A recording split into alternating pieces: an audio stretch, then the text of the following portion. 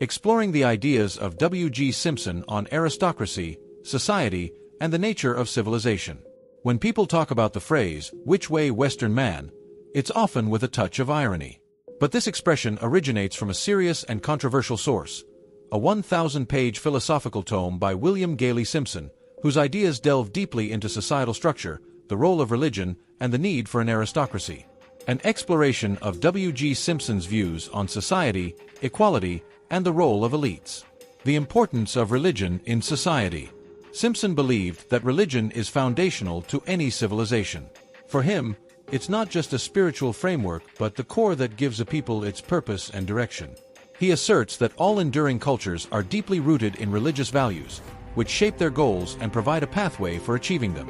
I believe that every culture is founded upon religion above all else. It is what ultimately shapes every people, giving them their goals and a regimen for reaching them. W.G. Simpson. However, Simpson warns that not all religions foster positive societal values.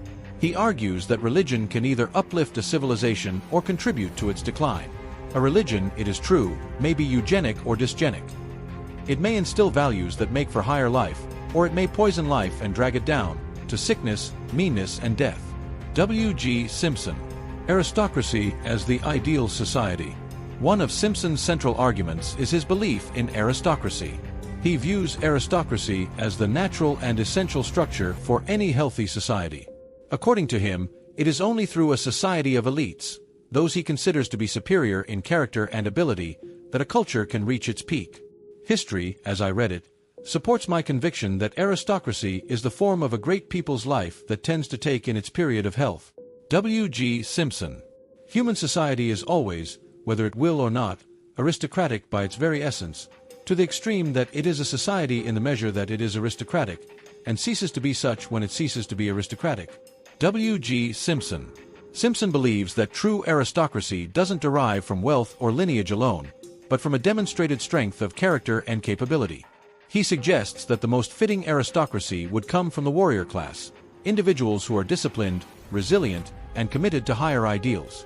Where an aristocracy came to be thus constituted, I should be minded to urge strongly that every man in it should first have passed through the purifying, the tempering, and the realism of discipline in the warrior class, before ever he is entrusted with the responsibility of determining a people's values.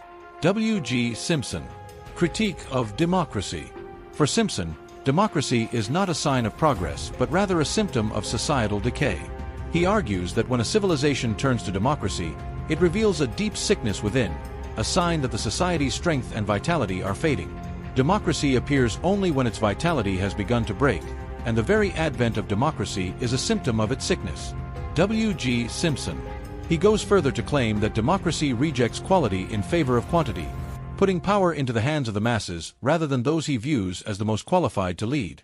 The doctrine of equality is essentially a repudiation of quality, for it is a denial of that differentiation apart from which quality cannot exist. W.G. Simpson. Simpson's critique isn't just against democratic politics, it's a broader criticism of egalitarianism. He claims that equality undermines society by refusing to acknowledge the natural hierarchies that emerge among people. As a distinguished biologist has said, men are born unequal and they remain so, and he might well have added, they are born conditioned, and they must remain conditioned. W.G. Simpson. The limitations of freedom. Freedom is another concept that Simpson tackles with a critical eye. He believes true freedom is something that only a few, rare individuals can achieve. It's not a political right, he argues, but rather an inner state that requires an extraordinary level of self-discipline and self-transcendence. Freedom in any true and deep sense is something very few men can know. Only those rare souls who have won an inner transcendence over outer circumstances are truly free. W.G. Simpson.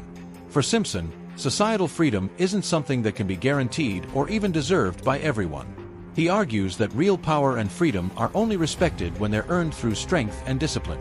There is no evidence that any man has ever enjoyed any rights except when he has developed some kind of power sufficient to compel respect. W.G. Simpson.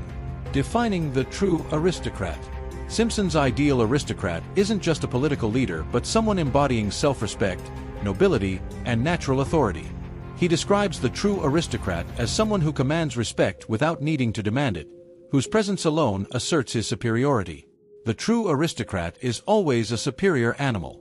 His mere presence can be such that one must, whether one will or not, one must bend the knee.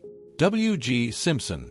Simpson claims that the legacy of the aristocrat can be traced back to his ancestors, those who proved themselves through their mastery in battle and in leadership. This lineage, he believes, has ingrained in the aristocrat the instinct and ability to lead. They trace back to the days when, man for man, his ancestors were proving themselves the better fighters, and to the long days following when they were learning the art and acquiring the habit of ruling. It is all in his very blood. W.G. Simpson. A call to question modern values. Simpson's ideas challenge the very bedrock of modern Western values. He questions democracy, equality, and the nature of freedom, instead calling for a return to a hierarchical society where the best and brightest take on the responsibility of leadership.